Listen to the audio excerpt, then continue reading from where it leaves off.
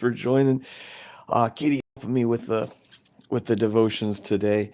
So we're in James chapter 2, verse 10. And this is one verse. I read the whole chapter for my devotions, and the whole thing is really good. But this one verse has always really spoken to me, and I use it a lot when I'm sharing my faith with others. It says, "For whoever shall keep the whole law and yet stumble in one point, he is guilty of all." See, here's the point with it is that many of us think we're pretty good people. I haven't killed nobody yet. Uh, and we think of these things. I haven't robbed a bank. We think of these things. We're like, oh, I'm good enough. God is going to say that I'm good enough to go into heaven because of these things that I haven't done.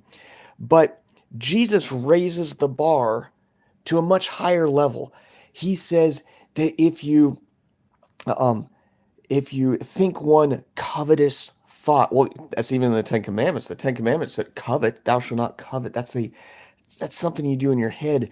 But Jesus raised the bar when he said that if you're angry enough at a person to say something like, "You fool," you're in danger of hell. It's like you've killed him in your heart.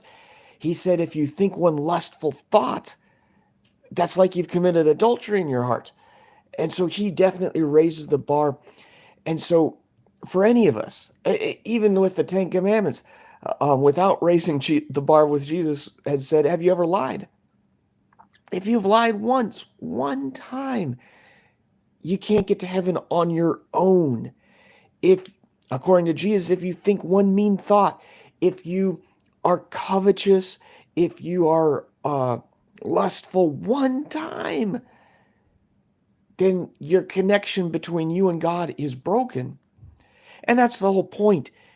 In Galatians, we're told that the law was our tutor to bring us to Christ where we might be justified by faith. And the point there is the law was designed to show you and I that we're sinful, that we cannot get to heaven on our own.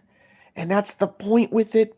That is what the whole Old Testament is showing us, is that no matter how hard we try, we're not good enough to do it on our own. Jesus had to die to pay for all of your sins and my sins with his death on that cross. Now cry out to him. Seek him. Follow him. Obey him.